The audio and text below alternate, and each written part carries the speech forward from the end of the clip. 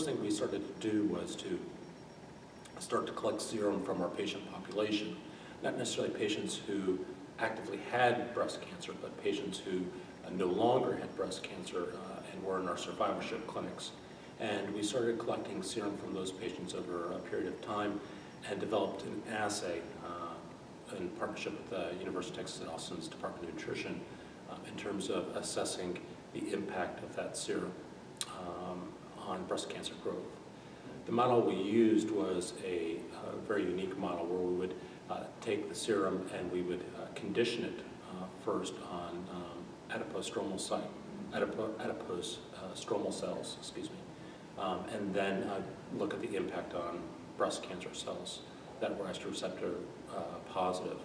And what we found is that the obese patient serum actually stimulated proliferation of the breast cancer cells, which we did not see in our healthy weight patient serum. We then went on to look at the mechanism for that, and we found that it was dependent upon conversion of testosterone to estradiol by aromatase, and that in fact that the aromatase activity was increased in the adipose stromal cells by the serum.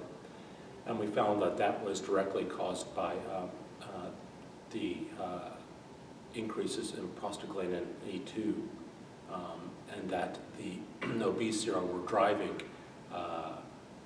increases in prostaglandin E2. So inflammation, which we now know is a systemic problem in obesity, was actually turning on aromatase activity.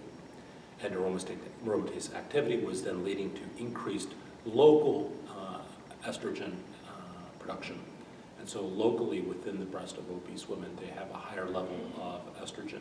We also observed this in a sampling of tissues from our breast cancer patients, where we saw that indeed obese women had higher aromatase activity in their breast tumors, and that was not the case as much in the women of normal body weight.